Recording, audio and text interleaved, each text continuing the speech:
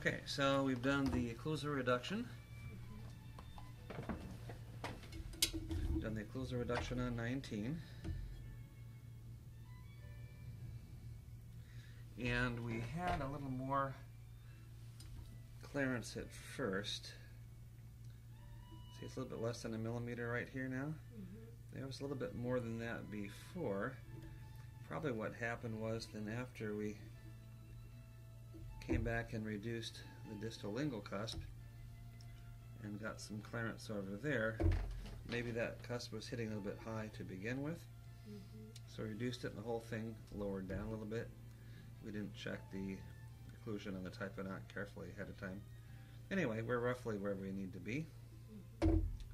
So now I've drawn some flare lines, divided the occlusal surface up into 4 parts, put a dot lined up with the center of the contact facial lingually, draw lines from that dot tangent to the adjacent tooth surfaces, about right there. Probably should be about this direction, something in that order. But it looks like if we made the corners of the box here and here, we'd probably be able to get a box that's avoiding the adjacent tooth. Too bad there's a little bit of damage on that adjacent tooth, but we'll deal with that. Anyway, we're going to use a 170 Elber. And as usual, I'll be looking parallel to the contacts, like this. So in the lower left, I'm looking over the patient's left eye, or left canine, or whatever. Always want to have the burr leaning axially. The two axial walls have to converge, just a little bit axially. Then on the lingual, we lean it lingually. On the buccal, we lean it buccally. So these two walls diverge. So if we start about here, drill a hole, and cut away from the lingual side. Come over here, drill a hole, cut away from the buccal side. So lean it axially and buccally on the buccal side, and axially and lingually on the lingual side.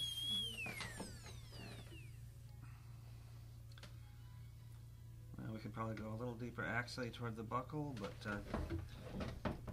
we could also check to make sure that we can see the buccal lingual walls at the same time. Then we know we're leaning in each of the appropriate directions, so we'll be adjusting that as we go along.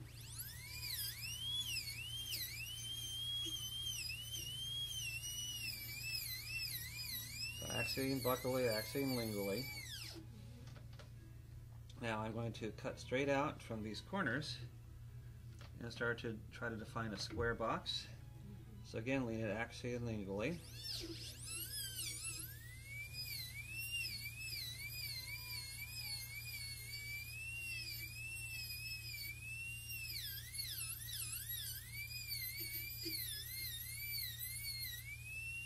Axially and buccally. Start at the top, just cut straight out into that facial embrasure.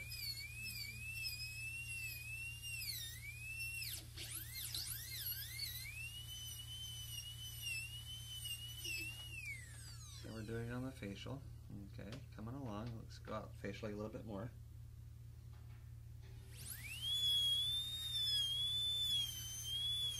This is not a flare. This is just making the box, making it square, getting into the facial embrasure a little bit. We'll go down deeper gingerly quite a bit.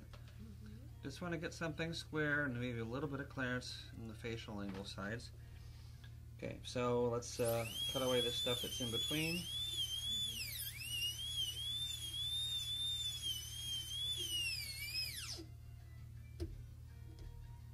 Let's go deeper gingerly.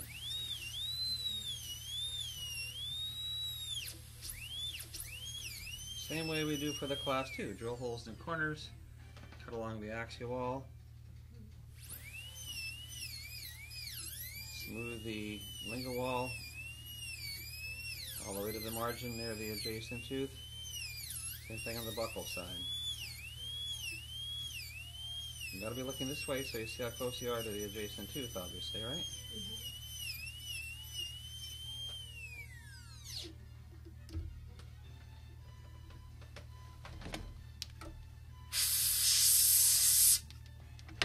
Now, if I look down this way, so that the buccal lingual walls appear horizontal to my eyes. I can see the buccal wall, I can see the lingual wall. Need to get a little more gingival clearance. I can see they've got pretty straight walls, got some facial lingual clearance.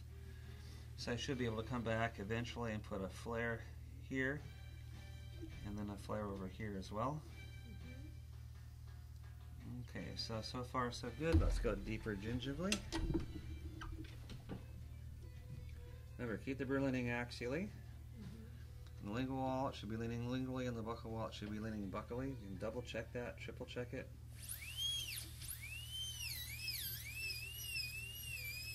So down the corner again, from along the axial wall, down the corner here, axially and lingually, or axially and buccally over there, cut along the facial wall, cut away whatever's in between. Okay, so the technique for extending gingivally is exactly what we've done in the class 2. Now we're in pretty good shape on this one. Let's go ahead and do the other side. So again, lean it axially and lingually. There's lingually, here's axially.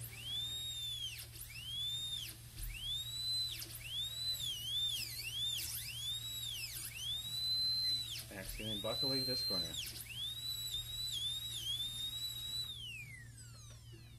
So we're trying to get the box centered on the contact, leaning facially and lingually and axially, and get the corners in the right place so that we can come back and make flares that come out tangent to the adjacent tooth. We already drew the flare lines, so we know we're getting pretty close.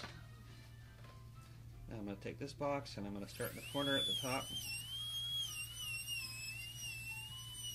Just try to cut a square box into the into the lingual embrasure here, very near the adjacent tooth. Start up at the top, so you don't have to cut too much. You can end up as close as you can get it to the adjacent tooth as usual. So axially and facially.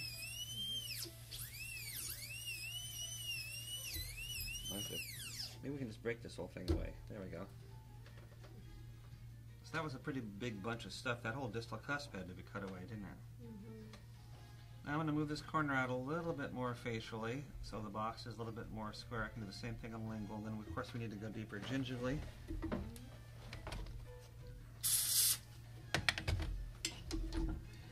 Look down the arch like this, check facial lingually. Make sure I can see all the facial lingual walls at the same time, so I can see the facial wall and the lingual wall, the facial wall and the lingual wall. I can see them all at the same time, looking down the axis. So I know on my draw is going to be okay facial lingually. Okay, now I'm going to come back and make this corner go a little more lingually. This corner come a little bit farther facially. Now I'm going to go gingivally. So make my hole, cut along the axial wall, lean it axially and facially, make a hole over here, cut along the axial wall. That gives me a slot down there on the gingival floor. Then I'm going to just cut along the lingual wall, cut along the facial wall, and then in between.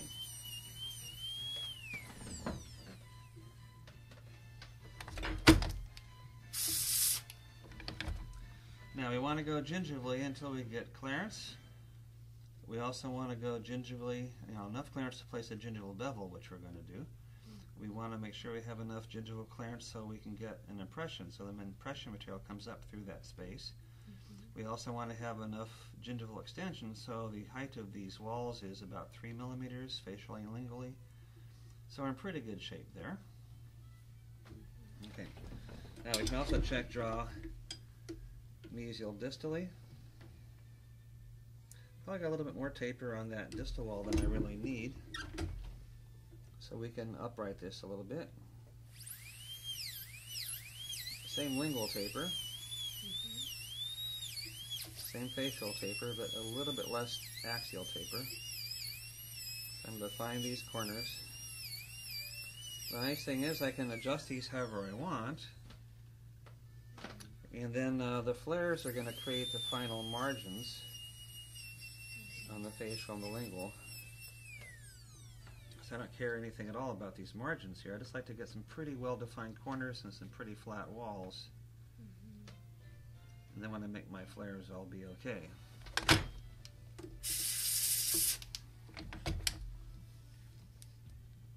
Okay, so now, mesial distally, we're looking pretty good. Facial lingually, we're looking pretty good. Whatever we want to do to smooth things and reshape things, we can do now. So axially and facially, axially and lingually on all these sides. Okay, now let's go ahead and make some flares. That will finish the boxes. Now notice I haven't made any flares yet. I made both boxes. I made sure I'm happy with both boxes. Then I'm going to make the flares. Just like on the class, on the 3/4 crown, in this corner, we're going to make the flares. We're going to make this flare come from the inside out. So put the burr in the corner, look past the adjacent tooth, use the same vertical angle we used for the corner, and just cut toward your eye, and cut out with, allow yourself plenty of room there.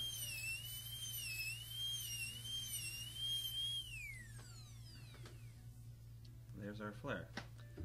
Now this one on the other side, diagonally, is also going to be from the inside out. Put the burr back in the corner. Start close to the corner and just cut outward. Look tangent to the adjacent tooth, cut away from your eye, and take it down to the bottom. There's our flare.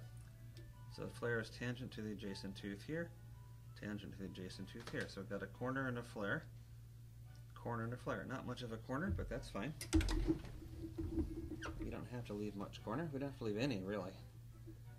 That's another story. Okay, axially and facially, just like we did before.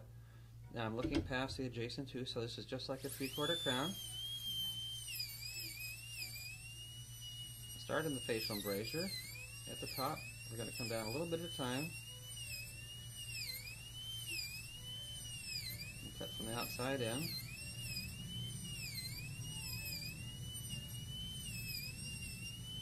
Always best to have the sharpest possible burr when you're doing this.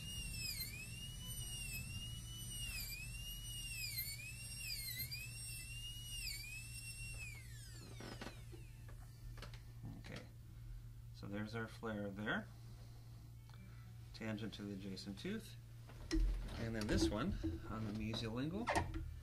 Again, we're going to look past the adjacent tooth. We'll take the angle from what we already have inside. We'll cut away from our eye.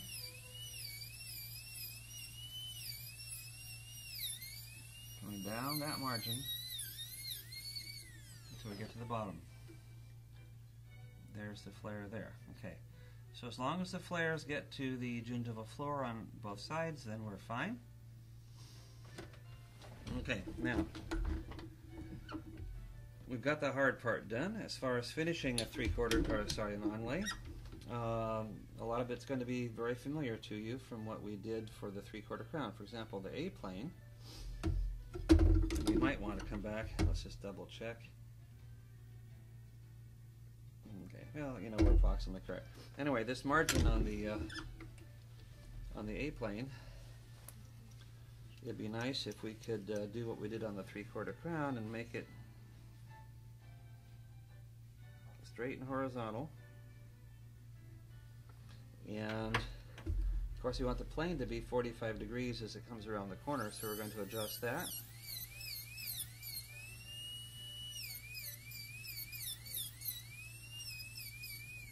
On both sides.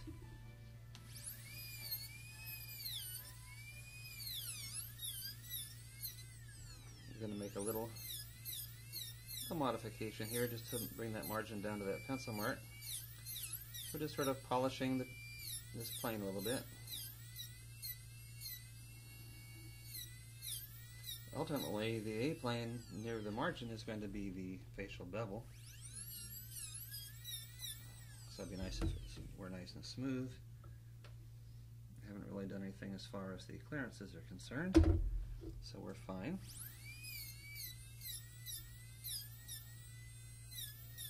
Okay, so now we're ready to make our offset. We can use the 171 burr. This is exactly the way we did it for the 3/4 pound.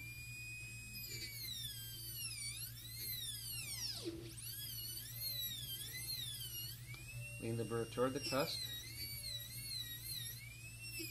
and make a nice step. And bring that step right into the flares, but keep the offset 1 millimeter or so away from the facial margin. Normally we keep it about the same depth as the end of a 171 burr. In this case I'm just using the 170L.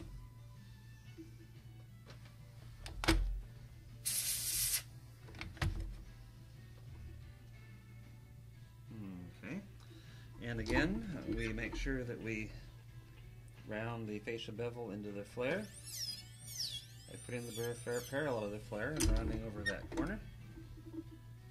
Same thing here, parallel to the flare, round over the corner. We're going to make a big bevel on the lingual. It's going to connect to the flare, so put the burr parallel to the flare and bring it up this way. Make a substantial size to that bevel. Put the burr parallel to the flare here. Okay, so the margins are almost totally taken care of now. We got the lingual margin down into the lingual flares, the facial margin down into the buccal flares. We have to do a gingival bevel, but before that we're going to do another part where we're going to cut some extra depth from one box to the other to make the crown more rigid between these two boxes so they work together for the retention. So we start at the corner of one box, lean the burr facially,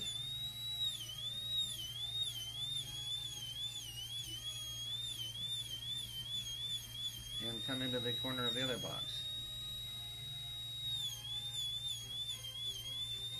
The wall heights don't have to be more than 1 millimeter tall. We're just using it to get a little more thickness between the two boxes. A little more strength and more rigidity. Try to keep the wall heights fairly uniform. That means over here we lean the burr lingually, we extend into the groove in order to keep the wall height uniform.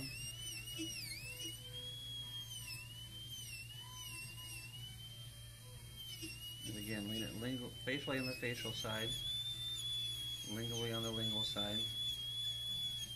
We'll smooth the pulpal floor.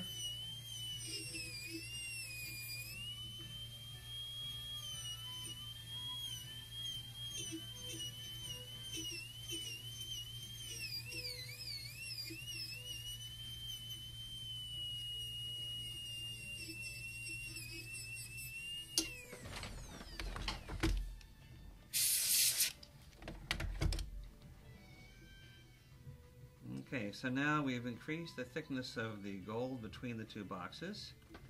We're going to bevel the axial pulpal line angles on both sides, and then we're going to bevel the gingival margin, then we'll be done. For doing the beveling, we usually find this 132F burr works out very well.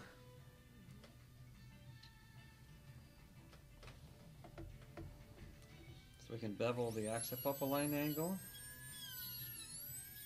on both sides.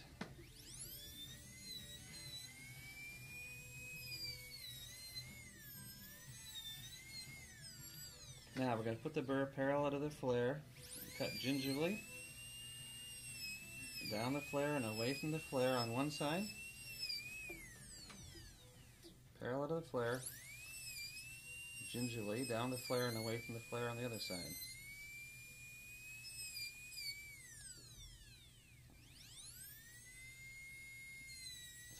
sure the flare and the bevel join smoothly, but don't cut toward the flare. Come down the flare and then away from the flare. If you cut toward the flare, if you don't have the burr at exactly the right angle, then you might end up undercutting the flare. Down the flare and away from the flare. As long as you put the burr parallel to the flare at the beginning, just like we put the burr parallel to the flare when you rounded over the bevel at the top of the flare, we're going to put it parallel to the flare when we go gingerly and connect the gingival bevel to the flare on both the facial and lingual sides. Bevel on the top, bevel joins the flare on the bottom.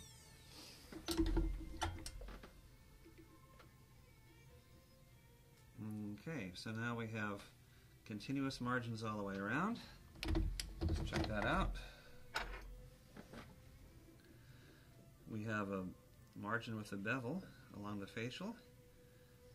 That bevel comes around the corner into the flare in a nice smooth fashion.